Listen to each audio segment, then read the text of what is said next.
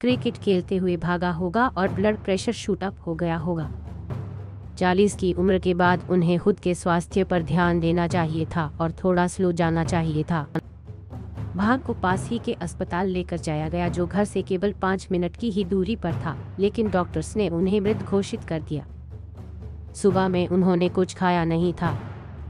Set पर वह हमेशा ही रील्स बनाता रहता था। हालांकि कुछ ही दिनों पहले उन्होंने अपना चेकअप कराया था। शो में वह मलखान का किरदार निभाते थे। मैं नहीं जानता कि अब काम कैसे करेंगे। भान कुछ ही दिनों में शो में कॉमेडी सीरीज शूट करने वाले थे। Home video, live TV, short video menu. Asif Sheikh को अभी तक यकीन नहीं हो रहा है कि दीपेश भान अब हमारे बीच नहीं रहे हैं। सब कुछ ठीक आया था। हालांकि अभी तक इस बारे में कोई खबर सामने नहीं आई है। भान 43 साल के थे। वहां से लौटते हुए वह बिल्डिंग के कंपाउंड में क्रिकेट खेलने लगे थे। एक्टर का अंतिम संस्कार शाम में होगा। आसिफ शेख ने कहा कि भान काफी हाइपर एक्टिव लड़का था।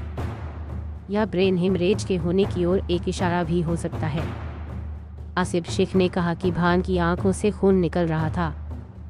इनका एक बेटा भी है जो 1.5 साल का है। मेकर्स ने कुछ नया प्लान बनाया था, लेकिन शायद समय को कुछ और ही मंजूर था। फीडबैक, भाभी जी घर पर है। फेम दीपेश भान उर्फ मलखान का शनिवार सुबह निधन हो गया। उसके बाद वह उठ ही नहीं पाए। भान को ब्लड प्रेशर की दिक्कतें थी। इसी किरदार को निभाकर उन्होंने दर्शकों के दिल में जगह बनाई थी। बॉल उठाने के लिए झुके। हालांकि अभी तक इस पर कोई पुष्टि नहीं हो पाई है। वह गिर गया।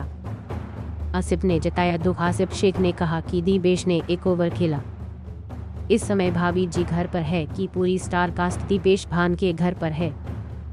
भान की पत्नी है, जिनसे उन्होंने 3 साल पहले ही शादी रचाई थी। दीपेश भान के को स्टार आसिफ शेख ने बताया कि दिवंगत एक्टर सुबह 7 बजे जिम गए थे। हल्का लड़खड़ाए और गिर गए। हम सभी के लिए यह काफी मुश्किल घड़ी है। कहा जा रहा है कि दीपेश भान का निधन ब्रेन हेमरेज के कारण हुआ।